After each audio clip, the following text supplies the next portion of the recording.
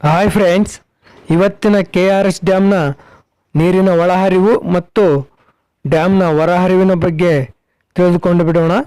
ಅದಕ್ಕಿಂತ ಮೊದಲು ನೀವಿನ್ನೂ ನಮ್ಮ ಚಾನಲ್ ಸಬ್ಸ್ಕ್ರೈಬ್ ಆಗಿಲ್ಲ ಅಂದರೆ ದಯವಿಟ್ಟು ನಮ್ಮ ಚಾನಲ್ ಸಬ್ಸ್ಕ್ರೈಬ್ ಆಗಿ ಹಾಗೂ ಪಕ್ಕದಲ್ಲಿರುವ ಬೆಲ್ ಐಕನ್ ಪ್ರೆಸ್ ಮಾಡಿ. ಕಾವೇರಿ ಜಲಾನಯನ ಪ್ರದೇಶದಲ್ಲಿ ನಿರಂತರ ಮಳೆಯಿಂದ KRS ಡ್ಯಾಮ್ ಈಗಾಗಲೇ ಸಂಪೂರ್ಣವಾಗಿ ತುಂಬಿದೆ. ಇನ್ನು KRS ಡ್ಯಾಮ್ಗೆ ಭಾರೀ ಪ್ರಮಾಣದ ನೀರು ಒಳಹರಿವು ಬರ್ತಾ ಇದೆ ಮತ್ತು ಭಾರೀ ಪ್ರಮಾಣದಲ್ಲಿ ನೀರು ಡ್ಯಾಮ್ನಿಂದ ಹೊರಬಿಡಲಾಗುತ್ತಿದೆ.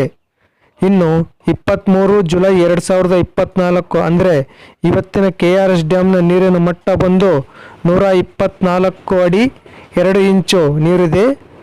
ಸೊ ಇನ್ನು ಡ್ಯಾಮ್ನ ಒಳಹರಿವಿನ ವಿಚಾರಕ್ಕೆ ಬರೋದಾದರೆ ಇವತ್ತು 65,700 ಕ್ಯೂಸೆಕ್ ನೀರು ಒಳಹರಿವು ಬಂದಿದೆ.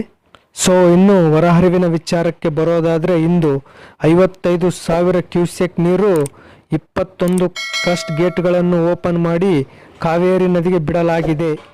ಇನ್ನು ಇಂದು ಡ್ಯಾಮ್ನಲ್ಲಿ 49 TMC ನೀರು ಸ್ಟೋರ್ ಆಗಿದೆ.